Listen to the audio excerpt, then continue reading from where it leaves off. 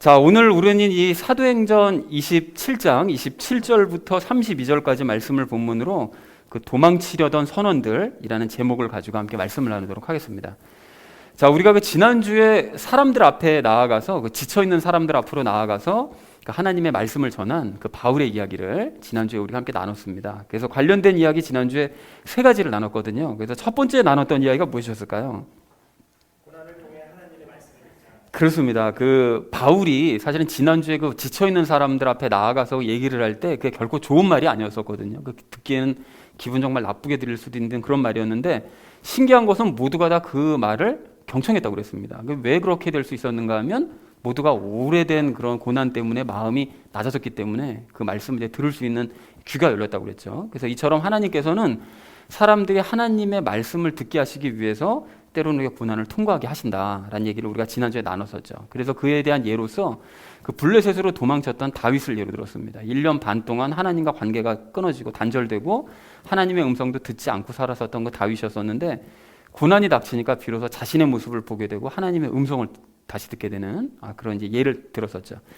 그런데 이러한 고난을 겪고도 안타깝게도 유대인들처럼 하나님의 음성을 끝까지 듣지 않는 이제 그런 안타까운 사람들도 있다. 그러니까 우리는 그런 사람들과는 다르게 아예 고난을 겪기 전에 늘 이 성경 말씀을 통해서 하나님의 음성을 들어가자라는 얘기를 첫 번째로 함께 나눴습니다. 자, 그런가 하면 두 번째로 우리 나눴던 이야기가 무엇이었을까요? 그렇습니다. 그 고난 중에 하나님께서 이제 말씀을 반드시 주신다라는 얘기를 했었었는데요. 뭐 구약 성경을 보시든 신약 성경을 보시든 실제 우리 현실을 보시든 하나님께서는 고난의 상황을 겪는 사람에게 반드시 틀림없이 말씀을 주십니다. 그런데 그 말씀을 주실 때 성경을 통해서 지금은 말씀을 주시죠. 그러니까 성경을 우리가 읽지 않으면 사실 하나님께서 말씀하시는 그 음성을 절대로 들을 수가 없습니다. 그래서 어떤 사람들은 뭐 성경을 읽을 필요 없다, 나는 뭐 구원 받았는데 뭐하러 성경 보냐, 뭐 이런 식으로 생각하는 사람도 있지만, 사실은 그런 사람들은 예레미야 시대의 유대인들과 전혀 다를 바 없는 사람들이다. 말씀을 자랑만 할 뿐 실제로 말씀을 듣지 않는, 그래서 결국은 자기 마음대로 섬기는, 그래서 망하는 길로 가는 이제 그런 과정을 겪을 수밖에 없어서 우리는 성경을 늘 가까이에서 늘 하나님의 음성 듣고 고난 중에는 더 크게 듣자. 그래서 우리가 평안을 누리자는 얘기를 두 번째로 나눴습니다. 자, 그런가 하면 마지막 세 번째로 나눈 이야기가 무엇이었을까요? 그렇습니다. 그 바울은 그 지금 현재 상황은 아무런 소망도 없고 이제 곧 죽을 것 같고 그 해는 보이지 않고요, 방향도 알 수 없고 뭐 무엇 하나 확실한 게 아무것도 없는 그런 상황인데, 정반대되는 하나님의 말씀이요, 너희가 이제 한 명도 죽지 않고 다 구원받을 거다라는 이런 정반대되는 말씀을 그 듣고 믿었습니다. 근데 바울이 이렇게 그 현실과는 전혀 다른 말씀을 믿을 수 있었던 것은 이유가 있었다고 그랬죠. 그 지난주 23절 말씀이었나요? 그때 바울이 자기가 하나님의 소유됐다는 사실을 다시 한번 재확인했기 때문에 하나님께서 날 이대로 버려두지 않으신다라는 사실 때문에 확신을 했다고 그랬었죠. 그러니까 우리도 하나님의 소유라는 것이 확실하다면, 마침 또 지난주 예레미야서에도 그 소유에 대한 말씀이 또 나오고 막 이랬는데요. 그러니까 우리가 하나님의 소유가 된 것이 맞다면 하나님께서 주신 말씀대로 이루어질 것을 우리가 믿자, 그리고 확신하는 그것을 사람들에게 전하자라고 말씀을 드렸습니다. 저희가 사랑하는 우리 나눔 있는 교회 성도님들 모두는 이 고난 중에 말씀하시는 그 하나님의 음성을 들으시되 성경을 통해서 그 들으신 말씀을 여러분 확신하시고요, 그리고 자신 있게 그것을 증거하셔서 평안을 전파하는 저와 여러분 되어지시기를 다시 한번 주님의 이름으로 간절히 축원드립니다. 오늘 말씀의 주제는 이겁니다. 타인의 구원을 위해서 함께 머물자라는 것이 이제 오늘의 주제인데요. 이제 각절 말씀 우리 함께 읽으면서 나누도록 하겠습니다. 먼저 27절 말씀 우리 함께 읽겠습니다. 그러나 열 나흘째 되는 날 밤에 우리가 아드리아 바다에서 이리저리 밀려다닐 때에 자정쯤 되어 선원들은 자기들이 어떤 지방에 가까이 이른 줄 짐작하니라 라고 얘기합니다. 여기 아드리아 바다라고 나오는데요, 이게 아드리아 바다는 지금 전혀 다른 곳을 가리킨다고 하는데요, 당시에는 이 아드리아 바다가 여기 두 개가 넘어가네요. 당시에는 이 아드리아 바다가 바로 여기를 가리킨다고 합니다. 그러니까 여기는 이탈리아고요, 로마고, 저쪽은 고린도 있는 걸 보니까 이제 그리스고요, 그리고 이쪽 아래쪽은 이제 아프리카죠. 그래서 그 아프리카와 그리스와 이탈리아고 사이에 있는 바다를 당시에는 아드리아 바다로 얘기했다고 합니다. 그러니까 저쪽 왜 베니스에서 그 아름다운 항구에서 베니스까지 가려다가 난파됐었잖아요. 그래서 이제 막 돌아다니다가 이 아드리아 바다를 막 헤매고 있다가 요 멜리데 섬까지 이제 오게 된 거죠. 이탈리아 가까이 있는. 자, 그래서 그 다음에 보면 선원들은 자기들이 어떤 지방에 가까이 이런 줄 짐작했다고 되어 있는데요. 이 선원들은 오래된 경험을 통해서 육지가 지금 가까이 있다라는 사실이 이제 직감이 된 거예요. 이제 그래서 그 다음 절을 보시면 이제 바다 깊이를 이제 재게 됩니다. 자, 그래서 27절 전체 의미를 이렇게 정리할 수 있겠는데요. 폭풍을 만난 지 14일째 되는 날 밤에 바울 일행은 아드리아 바다 위를 떠돌았고, 그리고 자정쯤 되었을 때 선원들은 육지가 가까이에 있음을 직감했다라는 것이 이제 27절 말씀이 되겠습니다. 자, 이어진 28절 말씀 우리 함께 읽겠습니다. 그들이 물 깊이를 재고는 그것이 20길인 줄 알았고 조금 더 가다가 다시 재고는 그것이 15길인 줄 알았더라 라고 말씀합니다. 여기서 길이라는 그 내용이 나오는데, 길이 어떤 단위인지를 이제 성경 사전을 찾아보니까 그 양팔을 벌린 길이를 이제 한 길이라고 얘기한답니다. 그러니까 보통 한 1.8m 그 정도로 이제 계산을 한다고 해요. 그래서 20길을 계산을 해봤더니 한 36m 나오고요. 그리고 15길을 계산을 해봤더니 한 27m 나옵니다. 그러니까 배가 계속 가면 갈수록 이제 점점 재보니까 작아진다는 얘기는 육지랑 가까워지고 있다는 뜻이 되겠죠. 그리고 그것을 선원들이 확인한 순간 아마 바울이 얘기한 그것이, 그러니까 모두가 죽지 않고 다 살아날 거다라는 그 말씀이 이제 생각도 났겠죠. 그러니까 그런데도 불구하고 이 사람들이 믿질 않습니다. 선원들이. 자, 그래서 28절 말씀을 이렇게 정리할 수 있겠습니다. 선원들은 물 깊이를 잰 후 수심이 36m인 줄을 알았고 곧 다시 잰 후 27m로 얕아졌음을 이제 알았다. 점점 육지가 가까워지는 것을 이제 알게 된 거죠. 자, 이어진 29절 말씀 우리 함께 읽도록 하겠습니다. 그때 우리가 암초에 걸릴까 두려워하였으므로 그들이 뱃고물에서 닷 4개를 내리고 나리 3개를 고대하니라 라고 되어져 있습니다. 근데 여기서 보면 이제 우리라고 얘기를 하고 있잖아요. 그러니까 그것을 이제 선원들만 알고 있었던 것이 아니라, 선원들뿐만이 아니라 뭐 바울도 느낌상 이게 육지랑 가까워지고 있는 것 같아 라는 걸 아마 느꼈겠죠. 그러니까 모두가 이제 공감을 해서 배가 육지와 가까워지고 있음을 이제 모든 사람들이 이제 알게 됐습니다. 근데 걱정이 되는 거죠. 이렇게 가다가 아무것도 지금 장비도 지금 없고 이런 상태니까, 지쳐 있는 상태니까 혹시 암초에 걸리면 다 죽으니까 그러면 어떻게 되나 하고 전부 다들 두려워했던 것이었죠. 자, 그리고 뱃고물이라는 얘기가 나오는데, 뱃고물은 이제 배 뒤편을 이야기를 합니다. 그래서 이제 29절 전체 의미를 이렇게 정리할 수 있겠는데요. 모든 사람들이 배가 파손될 것을 두려워하자 선원들은 배 뒤편에서 닷 4개를 내린 후에 나리 3개를 기다렸다. 근데 이게 기다린 이유가 이제 모두가 안전하게 피신시키려고 한 게 아니라 자기들만 도망치려고 지금 이제 새벽까지 이제 나리 3개를 고대한 거죠. 자, 이어진 30절 말씀 우리 함께 읽도록 하겠습니다. 선원들이 배에서 도망하려 하면서 뱃머리에서 닻을 내리는 척하고 거룻배를 바다에 내려놓거늘 이라고 얘기합니다. 그러니까 거룻배를 바다에 내려놓는다는 것은 이제 모두가 이제 힘을 잃고 정신이 없죠. 지금 그래서 그런 사이에 또 밤을 새고 지금 새벽이 되고 막 이런 상황이니까 그 사이에 이제 선원들이 자신들만 살기 위해서 이제 탈출을 이제 감행을 했던 것이었습니다. 이걸 바울이 또 발견을 해요. 도망치려고 했던 것을. 자, 그래서 이어진 30절 말씀을 전체 의미를 정리하면 선원들은 뱃머리에서 닻을 내리는 척하며 거룻배를 바다에 내리고 도망치려고 했다라는 것이 이제 30절의 의미가 되겠습니다. 자, 이어진 31절 말씀 우리 함께 읽도록 하겠습니다. 바울이 백부장과 군사들에게 이르되 이 사람들이 배에 머무르지 아니하면 너희가 구원을 받지 못하리라 하니, 뭐 당연한 얘기긴 하지만 그 선원들이 이제 그 배를 운전해야 되니까요. 머무르지 않으면 모두가 사실 배에서 이제 수장되거나 뭐 배가 파손돼서 죽거나 이렇게 될 수밖에 없습니다. 그래서 배를 운행할 선원이 함께하지 않으면 모두 죽을 수밖에 없다라는 것을 이제 백부장과 군사들에게 알린 거죠. 그러니까 어떻게든 막아야 된다라고 이제 알려준 것입니다. 31절 말씀을 이렇게 정리할 수 있겠는데요. 바울은 선원들이 도망치지 못하도록 백부장과 군사들에게 알렸다라는 것이 31절의 의미가 되겠습니다. 자, 마지막 32절 말씀 우리 함께 읽도록 하겠습니다. 이에 군사들이 거룻배의 밧줄을 끊어 그것을 떨어뜨리니라 라고 되어져 있는데, 이건 뭐 특별히 어려운 내용이 없어서 전체 의미를 이렇게 정리할 수 있겠습니다. 바울의 말을 들은 군사들은 거룻배의 밧줄을 끊어 선원들의 탈출을 막았다. 너희만 살게 할 수 없다. 끊어버린 거죠. 그래서 전부 다 이제 배를 끝까지 책임져라 라고 한 것입니다. 자, 그래서 본문 전체를 이렇게 정리할 수 있겠는데요.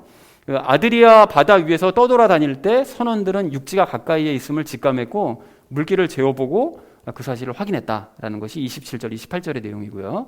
그리고 선원들은 암초에 걸리지 않도록 닻을 내린 후에 거룻배를 바다에 내려서 탈출을 시도했다라는 것이 이제 30절까지의 내용이 되겠습니다. 그리고 바울은 선원들이 도망치지 못하도록 백부장과 군사들에게 그 사실을 알렸고 군사들은 거룻배의 밧줄을 끊어버렸다라는 것이 32절까지 내용이 되겠습니다. 내용이 이번 주도 어렵지 않은데요. 근데 여기서 우리가 주목해야 될 점은 선원들이 사실은 이제 배를 책임지고 사람들의 생명을 책임져야 될 사람들인 거잖아요. 근데 이제 그 책임을 외면하고 자기들만 살려고 도망치려고 했었던 이런 모습을 보면서 우리가 이것을 영적으로 좀 적용하면서 그 적용 시간에 함께 이야기를 나누려고 합니다. 그래서 오늘 결론을 이렇게 정리할 수 있겠는데요. 타인의 구원을 위해서 우리가 함께 머물자라는 이 주제를 가지고 이제 적용 시간에 나머지 시간을 함께 이야기 나누도록 하겠습니다. 타인의 구원을 위해서 함께 머물러야 될 우리가 오늘 이 첫 번째로 함께 나눌 이야기는 남을 위해 살자라는 것입니다. 여러분 오늘 30절 말씀을 좀 다시 한번 좀 보십시오. 30절 말씀 보시면 선원들은 이제 자기들만 살기 위해서 거룻배를 이제 바다에 내리고 도망을 치려고 했는데요. 사실 배 운행을 맡은 사람들이 이런 짓을 하면 안 되는 거잖아요.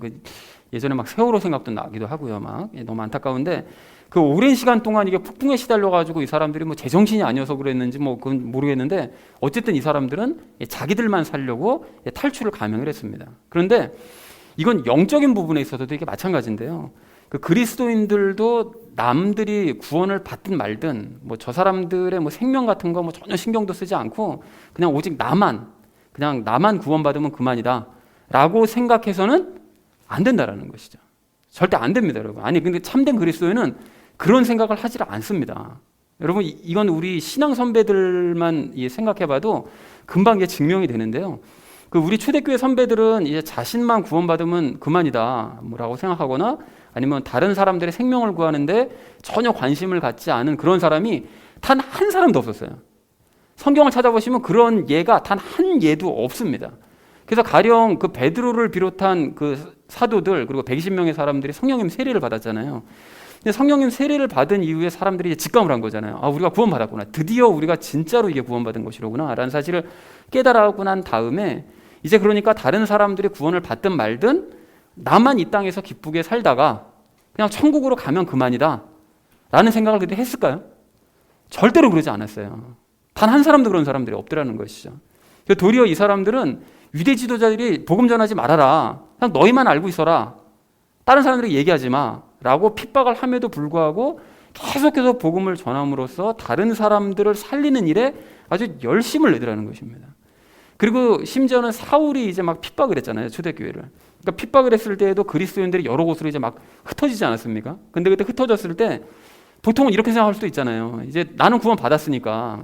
그리고 또 나는 지금 생명이 위태한 그런 상태이니까 다른 사람들이 구원을 받든 말든 그건 난 잘 모르겠고 급박한 상황이니까 나는 그냥 나만 조용히 그냥 살겠다. 이렇게 조용히 살다가 나는 천국 가고 말겠다. 이렇게 생각한 게 아니라 사마리아로 간 빌립은 사마리아 사람들을 구원하기 위해서 열심히 복음 전해가지고 사마리아 사람들 살리고요.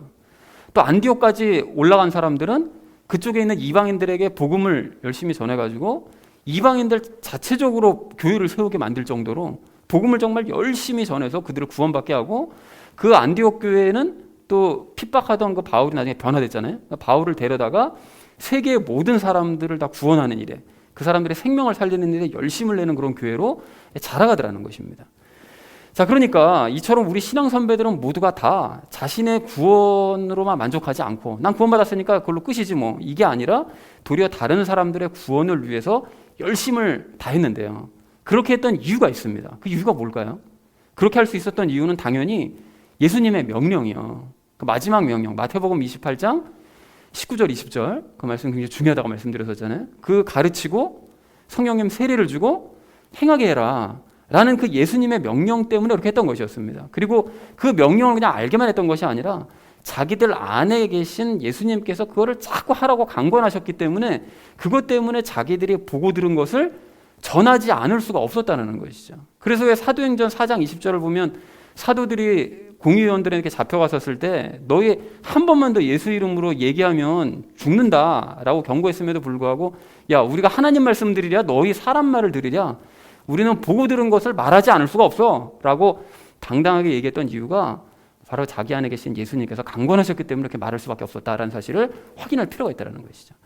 자, 그러니까 이처럼 우리 신앙 선배들은 예수님의 명령에 따라서 다른 사람들을 구원하는 일에 정말 큰 관심을 가졌고 또 다른 사람들을 구원하기 위해 최선을 다하더라는 것입니다. 아까 전에도 말씀드렸듯이 안 그런 예를 찾아볼 수가 없어요. 모두가 다 그렇게 했으니까요. 그러니까 그렇다는 얘기는 거꾸로 생각해 보면 나만 구원받으면 그만이야 라고 생각하는 사람은 절대로 그리스도인이 아니라는 뜻입니다. 그런 예는 없어요. 그리고 여기서 한 걸음 더 나아가서 오직 자신의 삶만 생각하고 자신만 위하는 사람 역시 그리스도인이라고 볼 수 없습니다. 가령 뭐 내 기쁨, 내 만족, 내 행복 이게 가장 우선이고 내 가족만이 가장 우선이라고 생각하는 사람은 아직까지는 그리스도인이 아니라는 것이죠. 그런 사람들 중에 뭐 신앙 좋고 예수님과 친밀한 사람을 보신 적 있으신가요? 저는 성경에서도 현실에서도 그런 사람을 본 적이 없습니다. 에이, 아무리 그래도 그렇지. 아니, 신앙인이면 그래도 남을 위해 살지는 못할지라도 적어도 남 생각도 하고 그러지 않나요? 그 뭐 자기만 생각하는 사람이 있을까? 라고 생각하실지 모르지만 아닙니다. 그렇게 철저하게 자기 자신, 자기 가족, 자기 조직만 생각하는 사람들이 있어요. 그 대표적인 예가 누굴까요? 유대인들이죠, 유대인들. 그 유대인들은 역사 내내 선민의식 가지고 그냥 자기들만 위해서 사는 거예요. 자기들만 오직. 그러니까 하나님께서 유대인들을 사실 택하셨던 것은 그들이 하나님을 잘 믿고 잘 변화되어서 그러한 변화의 모습을 통해서 세상의 사람들을 구원하시려고 하시는 것이 하나님의 목적이셨는데 이 사람들은 하나님과 하나님의 말씀을 소유한 것을 자랑만 했어요. 우리는 하나님이 우리 하나님이야. 하나님께서 주신 말씀을 우리가 가지고 있었고 자랑질만 하지 실제로는 하나님 말씀 듣지도 않고 하나님들 배신하고 뭐 우상 섬기고 자랑만 할 뿐이지 뭐 아무 하나님과 관련도 없는 거예요. 그러면서 늘 자기 자신만이 최고라고 생각하는 거예요. 유대인들이 최고다. 그리고 자신들만 구원받아 마땅하다. 그리고 타민족들은 죽어 마땅하다. 라고 생각을 했었다는 것입니다. 그러니까 지금도 유대인들은 그런 생각을 가지고 있는데요. 물론 일반 뭐 아무 생각 없는 사람들도 물론 있지만 그 핵심이라고 할 수 있는 그런 유대인들은 다 지금도 그런 생각 가지고 있는데 그런 유대인들과 안타까운 것은 똑같은 길을 걸어가는 개신교인들도 많더라는 거예요. 특히 그 예정론자들. 하나님께서 딱 예정해 두신 바로 우리만 구원받으면 그만이고 나머지 것들은 아무리 발버둥 쳐봐야 지옥불이야, 지옥불. 이렇게 생각하는 사람들이야. 근데 그런 사람들 중에 구원받은 사람들이 있느냐? 하나님께서는 정말로 선민이라고 하는 자기들만 아는 사람들을 구원하시는 분이시냐? 절대로 그렇지 않다는 거죠. 도리어 타인의 구원에는 아무런 관심도 없이 그냥 자기들만 아는 사람들, 그래서 자연스레 예수님을 거부하는 그런 사람들 중에 구원받은 사람은 단 한 사람도 없다는 것입니다. 이런 사람들을 이제 대표하는 사람이 성경에 있는데요. 이게 누굴까요, 여러분? 야곱입니다, 야곱. 여러분, 야곱은 잘 아시다시피 철저하게 일평생 동안 자기 자신만 위해서 살았던 사람이었어요. 그래서 야곱이 뭐 했던 일들을 다 아시잖아요. 그 형이 받을 축복을 빼앗기 위해서 아버지하고 형을 속였죠. 그리고 또 삼촌 집에 가서는 먼저 결혼, 어쨌든 간에 뭐 이유가 어찌됐든 간에 결혼을 레아랑 먼저 결혼을 했는데 그 먼저 결혼한 레아를 싹 무시해버리고 라헬만 사랑했습니다. 라헬만. 그래서 레아가 그러니 얼마나 속이 무너졌겠어요. 그런데 또 애는 또 낳게 해요. 아주 못된 사람 아닙니까 이게. 그러니까 라헬만 그렇게 사랑하고 한동안 또 조용히 지내는가 싶더니만 또 본색을 드러내면서 이제 삼촌 라반의 양들은 전부 약하게 만들고 자기 양들은 이제 강한 것들만 이제 품종을 이렇게 해가지고 강한 것들만 이제 키워내고요. 그리고 고향으로 돌아올 때도 형 에서에게 죽을까봐 이게 참 너무 웃긴데 그 아내로 얻은 그 여종들 있잖아요. 그 빌하하고 실바하고 그 자식들, 걔네들을 제일 앞장서 보내요.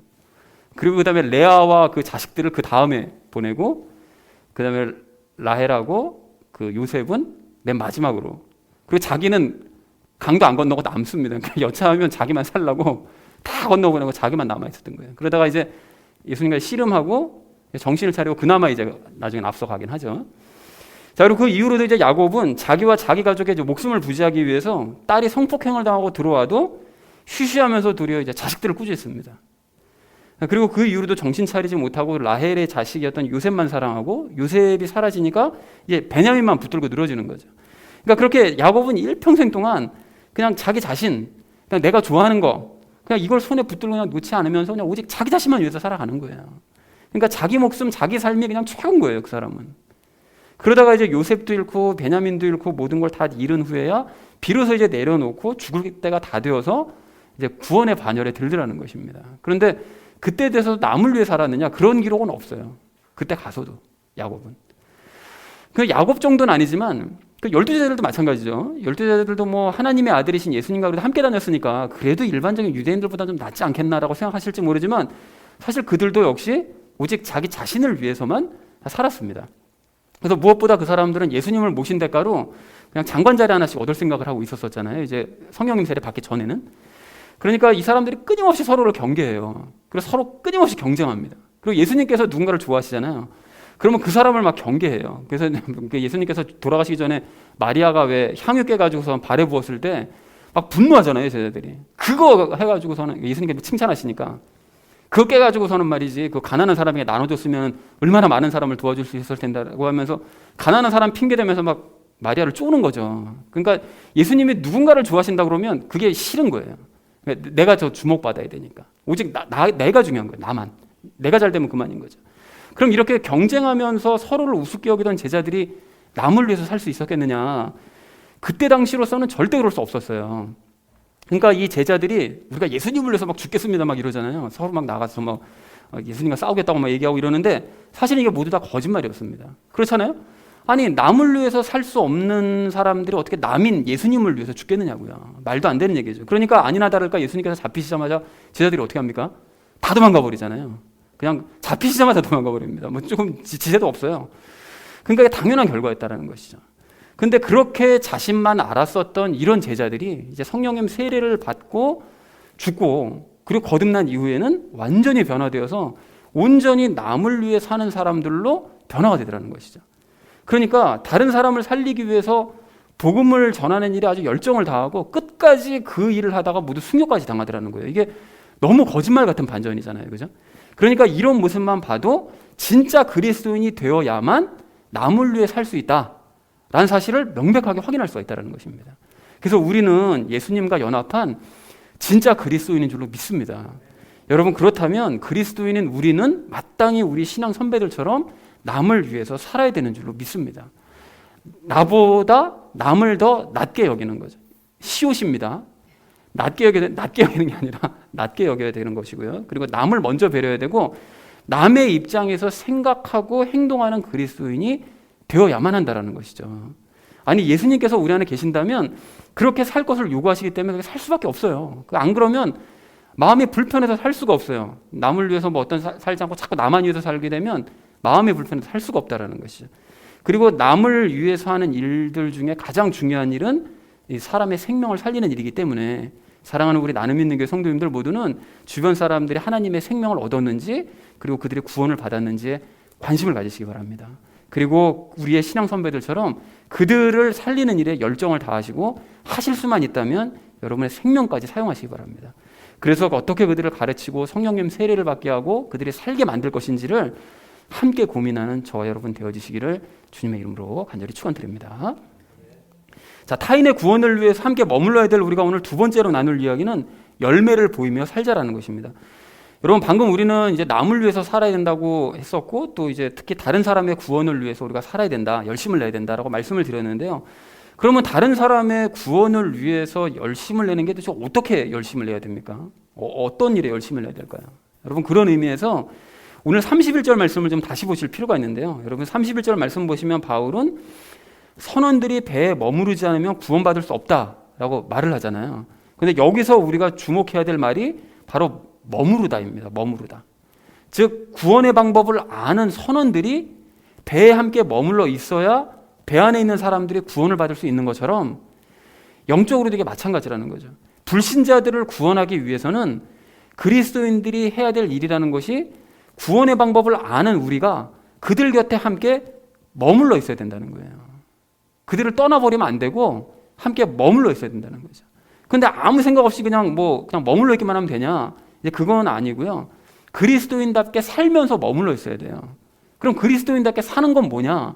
뭐 착한 일 많이 하고 뭐 희생을 많이 하고 뭐 이러자는 얘기냐? 물론 그런 것도 행해야 되지만 가장 중요한 것은 예수님과 함께 친밀하게 살아야 됩니다. 그게 관건이에요. 그게 그리스도인다운 모습이라는 거죠. 즉 예수님을 닮고자 하는 목표를 가지고 예수님과 친밀하게 삶으로써 점차 예수님을 닮아가는 모습을 보여줘야 된다는 것입니다. 그러니까 즉 성령님의 열매를 맺는 모습을 보여주면서 그들과 함께 살아야 된다는 거예요. 그렇게 이제 예수님과 함께 삶으로써 예수님을 닮아가는 모습을 보여주고 그 상태로 불신자들 곁에 머물러 사는 삶, 이 삶이 그들을 구원하는 방법이고 또 우리가 일평생 행해야 될 사명이라는 것이죠. 그리고 그것이 곧 나를 위한 일이기도 한 거예요. 그게. 그러니까 정리하자면 불신자들을 구원하기 위해서 우리가 열심을 내야 될 일은 복잡하게 생각할 것이 없이 그냥 불신자들 곁에 머물면서 함께 사는 건데, 살 때 무작정 살기만 하는 것이 아니라 예수님과 함께 살면서 예수님을 닮는 모습을 보여주면서 함께 살아야 된다는 것입니다. 자, 그래서 그렇게 살았던 분이 바로 사실은 예수님이신데요. 그 예수님께서는 하나님을 이렇게 바르게 믿지 않는 12제자들, 사실 예수님의 12제자들이 처음부터 완벽했던 것이 아니라 다른 유대인들과 다를 바가 없었잖아요. 그러니까 그런 하나님을 바르게 믿지 않는 12제자들과 유대인들 곁에 머물면서 그들과 함께 그냥 사셨어요. 3년 동안. 그런데 그렇게 사시되 성부 하나님과 친밀하게 지내시면서 하나님의 모습을 드러내 보이면서 사시더라는 것입니다. 그것이 예수님 입장에서는 열매를 보이신 거예요. 그렇게 드러내 보이면서 사신 것. 그러니까 가령 예수님께서는 12제자들과 3년 동안 함께 이제 사시고 함께 주무시고 함께 드시고 함께 일하시고 이렇게 하셨죠. 그리고 유대 사회로부터 떠나질 않으세요. 가끔 이방 지역으로 가시기도 하셨었지만 대부분은 유대 사회로부터 떠나지 않으시고 계속 이스라엘 내에만 사시면서 유대인들에게 당신의 삶을 계속해서 그냥 보여주신 거예요. 살아가는 모습을 보여주시되 당신 안에 계신 성부 하나님의 그 능력과 성품을 그 제자들과 유대인들에게 계속해서 보여주시며 사시더라는 것입니다. 즉 예수님께서 공생의 기간 중에 수없이 많은 사람들을 고치시고 또 귀신들 쫓아내시고 무리를 거르시고 5천 명을 먹으시고 하는 이런 기적들을 보여주셨다는 것은 예수님 개인에게 능력이 있다 이걸 보여주신 게 아니에요. 우리는 알고 있죠. 그 예수님 개인의 능력을 보여주신 것이 아니라 당신 안에 성부 하나님께서 계시고 그 성부 하나님께서 계시기 때문에 육신을 가지고도 이런 능력들을 행할 수 있다, 이런 삶을 살 수 있다라는 것을 계속해서 보여주셨다는 것입니다. 결국 하나님을 드러내 보이신 거예요. 당신을 드러내 보이신 것이 아니라 당신 안에 계신 하나님을 드러내 보이시더라는 거죠. 그래서 3년간의 사역을 마치시고 십자가를 이제 지시기 전에 이제 제자들과 이제 대화를 나누실 때 빌립이 생뚱맞게 그러잖아요. 성부 하나님 보여주신 우리가 너무 좋겠다고. 그러니까 성부 하나님 좀 보여달라고. 그렇게 요청을 하니까 예수님께서 빌립에게 뭐라고 말씀하셨죠? 야, 너 이렇게 오랫동안 내가 너희랑 함께 지냈는데, 그리고 나를 본 것은 곧 성부 하나님을 본 건데 너희가 아직도 알지 못하겠느냐고. 이제까지 성부 하나님 보여줬는데 어째서 성부 하나님을 또 보여달라고 그러냐 라고 말씀을 하시더라는 것입니다. 왜 그렇게 말씀하신 거죠? 당신 안에 계신 성부 하나님을 이제까지 보여줬는데 그거를 깨닫지 못하고 그래 이제 와서 성부 하나님 보여달라고 하면 어떡하냐. 그러니까 눈으로만 보는 그 하나님을 보고 싶은 거냐, 이렇게 말씀하시더라는 거죠. 그래서 이어서 이렇게 말씀하시는데요. 내가 아버지 안에 있고 아버지께서 내 안에 계신 것을 네가 믿지 아니하느냐. 내가 너희에게 이르는 말들은 내가 스스로 하지 아니하느니라. 오직 내 안에 거하시는 아버지 곧 그분께서 그 일들을 하시느니라. 내가 아버지 안에 있고 아버지께서 내 안에 계신다는 내 말을 믿으라. 그렇게 못하겠거든 바로 그 일들로 인하여 나를 믿으라.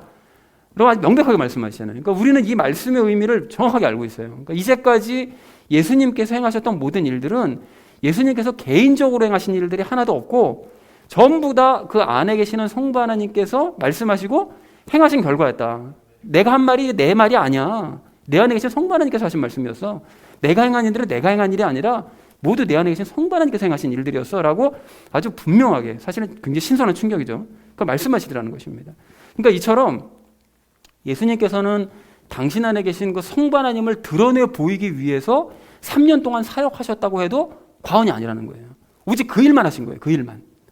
그래서 예수님의 이러한 모습을 깨달은 이 제자들, 베드로를 비롯한 11제자들과 또 바울도 당신 안에 계시는 그 예수님을 드러내 보이기 위한 삶을 살았던 것이었고, 그래서 그 결과 예수님께서 행하셨던 일들을 행할 수 있었던 것이었고, 무엇보다 성령님의 9가지 열매를 드러내는 모습을 그 모든 제자들이 다 드러내 보이더라는 것입니다. 그러니까 성령님 세례를 받은 이후의 그 제자들의 삶은 자기들의 개인적인 어떤 삶과 능력을 보여준 삶이 아니라 모두가 자기들 안에 계신 예수님을 드러내 보이는 삶을 살았다라는 것을 우리가 분명히 알 수 있다는 거죠. 그러니까 여러분, 여기서 우리가 정말 다시 한번 확인해야 될 정말 아주 중요한 사실이 있는데요. 그게 뭔가 하면 예수님께서 사역하시는 동안 성부 하나님을 드러내 보이는 일에 모든 열정을 쏟아부으셨던 것처럼, 또 12제자들과 바울 역시 자기들 안에 계신 예수님을 드러내 보이는 일에 모든 열정을 다 바쳤던 것처럼 우리도 신앙생활 중에 열정을 바쳐야 될 유일한 일, 가장 중요한 일, 그게 뭘까요? 우리 안에 계신 예수님을 드러내 보이는 일, 그것이 우리가 해야 될 가장 중요한 일이라는 것입니다. 즉 우리는 내 생각대로 말하고 행동하는 것이 아니라 우리 안에 계신 예수님께서 말씀하시고 행하실 수 있도록 하는 삶을 살아가야 된다는 것입니다. 그런 상태로 불신자들 곁에 머물러 살아서 그래서 그들이 우리를 통해 예수님을 보고 그들도 예수님을 영접하기를 소망하게 만들어야 된다는 거죠. 다시 말해서 예수님과 함께 살면서 풍성한 열매 맺고 그 열매를 사람들에게 보여주고 나누는 것이 바로 우리가 해야 될 가장 중요한 일이라는 것입니다. 이게 전도예요. 이게 삶의 전도고 이게 사명이지. 뭐 예수님 믿는 자로서 뭐 좋은 대학 가고 좋은 직장 뭐 가가지고 뭐 부자 되고 뭐 이 땅에서 이름 날리고 권력 얻고 뭐 형통하게 살고 이런 거 전혀 중요한 삶이 아니라는 거예요. 이게. 그러니까 이 시대는 그렇게 되는 것이 이게 그리스도인이 누려야 될 복이고 마치 그게 복음인 것처럼 막 외쳐대고 막 떠들어대는데 노골적으로 외쳐대잖아요. 그럼 그렇게 부자 되고 뭐 좋은 대학 가라고 막 이게 외쳐대는데 전부 거짓말이에요, 여러분. 그런 거짓말에 속으시면 안 됩니다. 그래서 지난주 그 목요일 그 큐티 본문 여러분 예레미야서 9장 23절 말씀 기억하시잖아요. 거기 보면 이렇게 돼 있습니다. 주가 이같이 말하노라 지혜로운 자는 자기 지혜를 자랑하지 말고 용사는 자기 힘을 자랑하지 말며 부자는 자기 재물을 자랑하지 말라 이렇게 말씀하세요. 그러니까 사실 구약 시대에는 하나님께서 예수님을 줄 수가 없으니까 그냥 당시에는 부와 힘과 지혜를 이렇게 복으로 주시긴 주셨잖아요. 구약 시대에는 그렇게 하셨거든요. 그런데 그렇게 부와 지혜와 그 힘을 복으로 주시던 그 구약 시대조차도 하나님께서 말씀하시기를 그거 자랑거리 아니라고 말씀하시더라는 거예요. 그거 절대 자랑할 만한 거리가 아니다 그거라고 말씀하시더라는 거예요. 그러니까 그런 의미에서 우리가 여러분 다시 한번 기억하셔야 될 예화가 있습니다. 여러분 마태복음 25장의 그 달란트 비유를 전부 다 기억하시잖아요. 그 여러분 그 주인이 먼 나라로 여행하면서 그 자기 종들에게 달란트를 전부 다 나눠주고 능력에 따라 나눠주고 이제 먼 길을 떠나잖아요. 근데 한 달란트 받은 종을 빼고는 모두가 다 어떻게 합니까? 받은 그 달란트 가지고 세상 나가서 장사해서 자기가 받은 달란트 개수만큼의 그 달란트를 남겨요. 그래서 5달란트 받은 자는 5달란트, 2달란트 받은 자는 2달란트를 이제 남겼고, 그래서 나중에 주인이 돌아왔을 때 그들이 그 남긴 것을 주인에게 자랑하고, 주인은 그것을 보면서 종들을 굉장히 칭찬하더라는 거예요. 근데 여러분 여기서 그 받은 달란트가 뭘 의미한다고 그랬죠? 그 달란트가 뭐 재능이다, 뭐 아니면 뭐 하나님께서 주시는 그 복, 뭐 부, 뭐 권력, 뭐 힘, 뭐 지혜, 뭐 이런 거 그런 걸까요? 그거 아니라고 그랬죠. 절대 그런 거 아닙니다. 그거 남기지 못했다고 해서 그럼 더 부자가 되지 못하고 더 힘을 갖지 못했다고 그래서 나중에 심판하시겠어요? 그런 게 아니잖아요. 그러니까 그 달란트가 뭐라고 그랬는가 하면 예수님이라고 그랬죠. 그러니까 성령님 세례를 받으면 누구나 예수님이라는 선물, 그 달란트를 받게 되는 거예요. 그리고 그분과의 그 친밀도에 따라서 누구는 5달란트 받는 거고 누구는 2달란트 받게 되고 하는 거죠. 그런데 참된 그리스도인은 예수님께서 다시 오시기 전까지 열심히 믿음으로 행해가지고 자신이 받은 예수님과 똑같은 모습을 그대로 만들어내는 거예요. 5달란트 받았으니까 5달란트 그대로 만들어내는 것은 받은 예수님만큼의 모습을 그대로 자기가 다 드러내 보이게 되는 거죠. 2달란트 받은 정도 똑같이 이렇게 드러내는 거죠. 그 물론 누구는 더 많이 누구는 덜 하고 이렇게 되겠지만 어쨌든 자기가 가진 능력만큼 예수님께 의지해서 친밀도에 따라서 예수님의 모습을 드러내 보이는 이런 모습을 만들어낸다는 것입니다. 그러니까 위에서 말씀드린 것처럼 참된 그리스도인은 예수님을 닮는 일에 열정을 쏟아부어서 그 일에만 전념하고 그 일을 완성해 나간다는 거예요. 그리고 세상에 나가서 사람들 사이에 머물면서 그렇게 예수님을 닮아가는 자신의 모습을 보여주더라는 것입니다. 그러니까 칭찬받죠. 그러니까 1달란트 받은 그 종이 예수님께 저주받고 쫓겨난 이유를 우리가 알 수가 있는데요. 1달란트 받은 종은 예수님 닮는 일에는 관심도 없었어요. 그리고 심지어는 예수님을 받지도 않았습니다. 그 예화를 보시면 받아가지고 어떻게 하죠? 땅에 묻잖아요. 자기가 소유하는 것이 아니라 땅에 묻잖아요. 예수님을 받아서 소유하는 것이 아니라 묻어버립니다. 그리고는 세상에 나가서 예수님을 닮는 모습을 보여주지도 않고 그냥 나만 안전하면 그만이다. 나만 구원받으면 그만이다. 사실 구원받지도 못했는데 그냥 그렇게 생각하면서 집에만, 교회에만 그냥 머물러 있기 때문에 그는 예수님께 저주를 받고 바깥 어두움에 내쫓겨서 슬피 울며 이를 갈게 되더라는 것입니다. 그러니까 자기만 알던 유대인들, 자기만 구원받으면 그만이라고 생각하는 이 시대의 수많은 교인들 모두가 다 장차 그렇게 돼버릴 것입니다. 사랑하는 우리 나눔 믿는 교회 성도님들 모두는 예수님을 닮아가는 일에 여러분 달란트를 남기는 일에 열심을 내시기 바랍니다. 여러분 또한 그런 모습을 이 주변 사람들에게 또 세상 사람들에게 보여주면서 그들 곁에 함께 머물러 삶으로써 그들을 구원하시기 바랍니다. 여러분 이것이 우리가 이 땅에서 해야 될 유일한 일이요, 인생의 목표요, 이게 사명임을 여러분 잊으시면 안 됩니다. 여러분 이게 또 우리 자신을 위한 일인 거예요. 그러니까 그렇다면 오늘 이후로 여러분 이 목표 한 가지만 붙드셔서 사도들처럼 인생을 단순하게 정리하시는, 내가 뭐 다른 것을 위해서 살아갈 게 아니다. 오직 예수님 닮는 일에만 전념하고 그 모습을 주변 사람들에게 보이자. 이 목표만 가지고 살아가시기를 소망합니다. 여러분 그렇게 사시다가 부르시는 그날, 마지막으로 부르시는 바로 그날 기쁨으로 예수님을 배우는 저 여러분 되어지시기를 주님의 이름으로 간절히 축원을 드립니다. 자, 이제 말씀을 정리합니다. 오늘 우리는 배를 탈출하려던 이 선원들을 보면서 두 가지 이야기 나눴는데요. 남을 위해 살자라고 말씀을 드렸죠. 야곱과 그의 후손인 유대인들은 오직 자신들만 위해서 살았다. 그리고 지금도 그들의 길을 따라가는 사람들이 많다. 그러나 진짜 그리스도인들 중에는 그런 사람들이 단 한 명도 없다. 그러니까 우리가 진짜 그리스도인이 맞다면 선배들처럼 남을 위해 살아가고 무엇보다 남의 생명에 관심을 갖자라는 얘기를 첫 번째로 나눴고요. 두 번째는 열매 보이며 살자고 그랬죠. 예수님과 친밀히 살아가면서 예수님 닮아가고 그런 모습을 세상 사람들에게 보여주면서 그들 곁에 머물러 살아가는 것이 이게 전도요. 이게 우리의 사명이요. 이게 우리의 인생 목표가 되어야 된다라고 말씀을 드렸습니다. 그러니까 예수님과 사도들이 그렇게 살았다고 그랬죠. 그러니까 우리도 마땅히 그 길을 따라가서 예수님께 칭찬받자고 말씀을 드렸습니다. 사랑하는 우리 나눔 있는 교회 성도님들 모두는 오늘 말씀을 여러분 꼭 마음에 담으시기 바랍니다. 그래서 이 주변 사람들의 생명을 살리는 그 사명을 훌륭하게 감당하는 저와 여러분 되어지시기를 주님의 이름으로 간절히 축원을 드립니다. 우리 함께 기도하겠습니다.